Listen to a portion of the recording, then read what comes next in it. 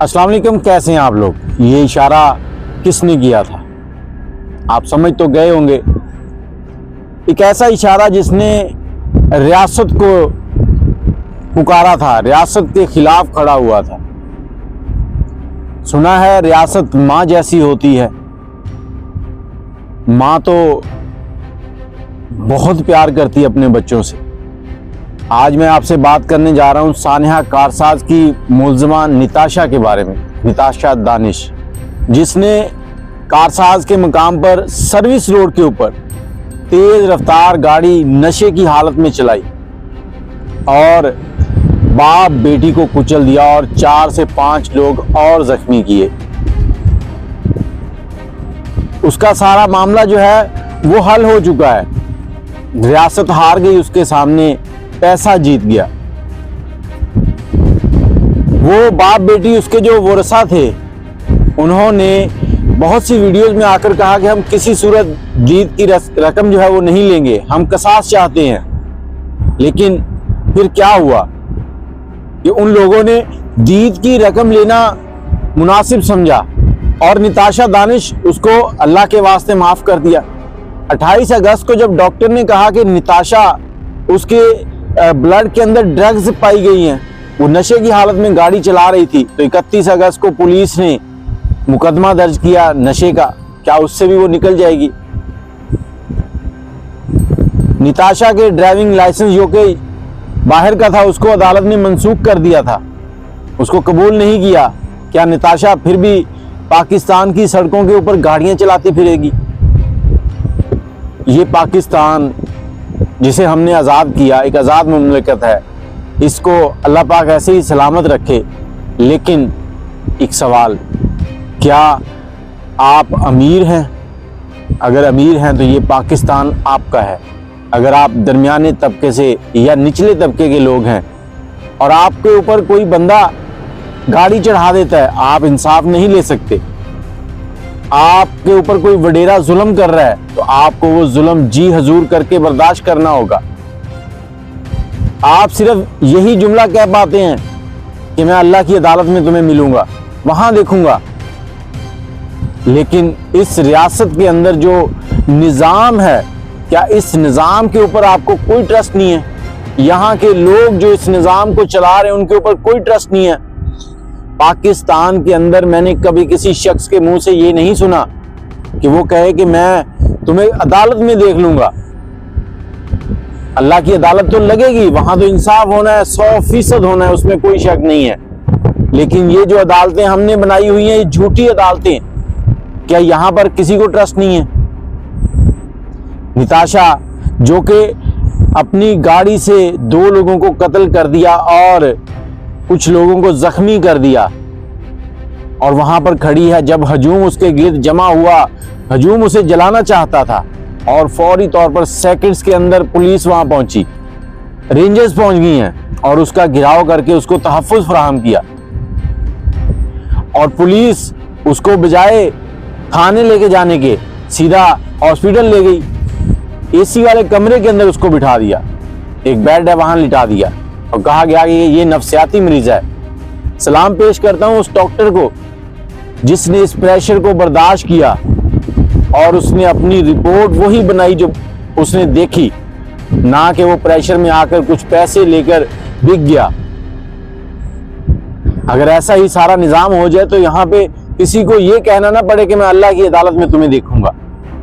अल्लाह पाक ने दुनिया के अंदर एक निज़ाम दिया है हमें इस्लाम की सूरत में कि हम लोग कैसे इंसाफ करेंगे।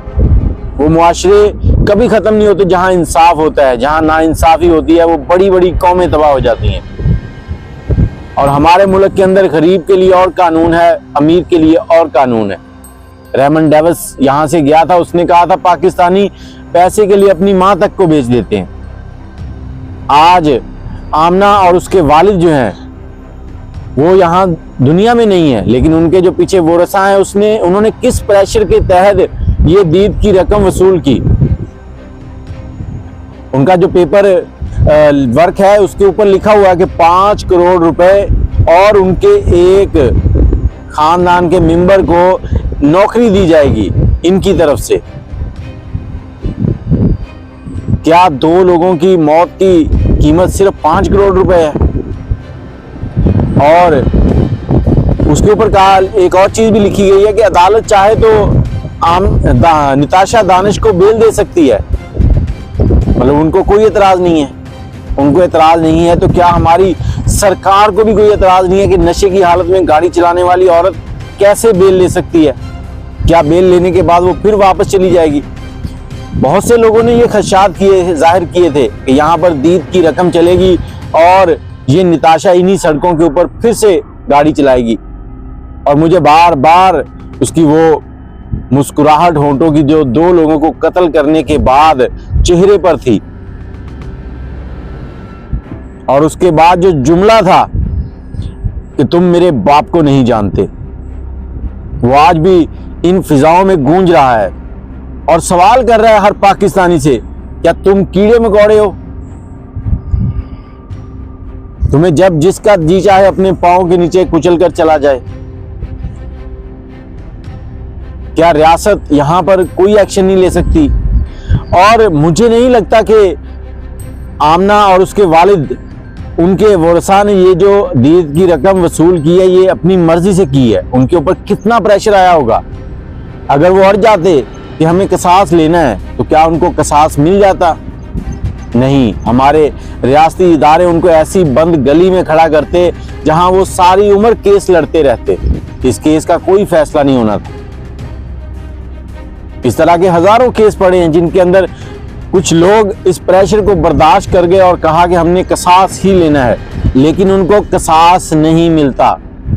वो आज तक केस लड़ रहे हैं और किस केस लड़ने के लिए वकील की फीस, फिर सरकारी मामला उनके अखराजात, फिर छुट्टी करनी अपने काम से, फिर अदालत जाना, और जो पैसे वाला होता है वो अपने मुंशी को भेजता है और रीडर को चंद 100 रुपए देता है और वो अगली तारीख ले लेता है।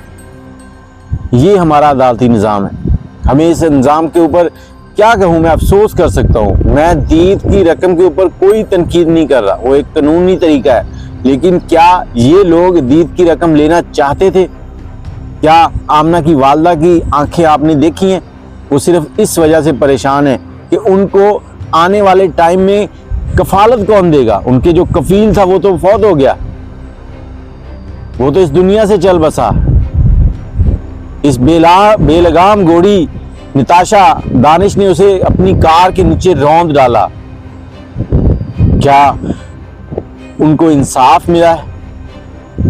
मुझे आज भी दुख हो रहा है कि ये रियासत के मुंह पे तमाचा है कि पैसा लगाओ सब बिकता है, सब मिलता है, सब होता है। ये पाकिस्तान सिर्फ अमीरों का है, मेरा और आपका नहीं है। मैं और आप अगर सर उठाएंगे तो कुचल दिए जाएंगे। कैसे सेकंड्स के अंदर वहां पर पुलिस पहुंच गई, कैसे ये सारा मामला हैंडल हुआ और उस डॉक्टर के ऊपर प्रेशर आया कि तुम इसको ज़हनी मरीजा लिखो, फिर कैसे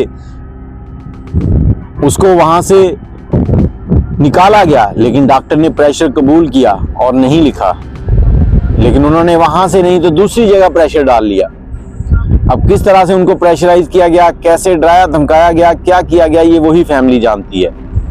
हम आप और सिर्फ बातें कर सकते हैं, ख्यालात का इजहार कर सकते हैं। शायद मेरे ऊपर भी ऐसा कोई मामला आए तो मैं भी इसी तरह से दीद की रकम लूंगा और साइड पे हो जाऊंगा, क्योंकि मुझे मालूम है कि हमारे जो कानून के रखवाले हैं वो चाह कर भी कुछ नहीं कर पाएंगे।